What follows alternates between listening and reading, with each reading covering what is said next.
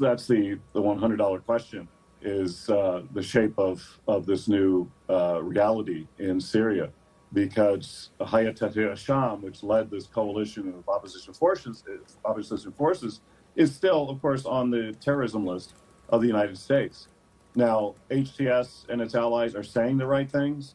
They're portraying themselves as pragmatic and moderate right now, and they will protect, minority sects in Syria. But the proof will be in the pudding. They will be assessed on their conduct, not their words. They're saying all the right things right now. What will happen in a week? What will happen in 2 months? What will happen in a year? And this is a big question. Usually what happens in these types of situations, a coalition of forces ally themselves together in order to achieve an objective. Once the objective is achieved, they often fragment and infight. There's already some indications of infighting between HTS and some of the groups that supported them to this point. Will they seek revenge? At least certainly the more radical elements within this HTS-led coalition. Will they seek revenge against the remnants of the Syrian government? Will they seek revenge against the minority religious populations, such as the Christians and Alawites that, of course, supported traditionally the Assad government? And, of course, the big question from the United States point of view is what's going to happen in the East with ISIS.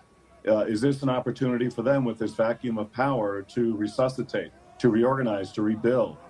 And the U.S. has already carried out some enhanced bombing raids against ISIS positions in eastern Syria to make sure that they don't, use this opportunity to rebuild and reorganize.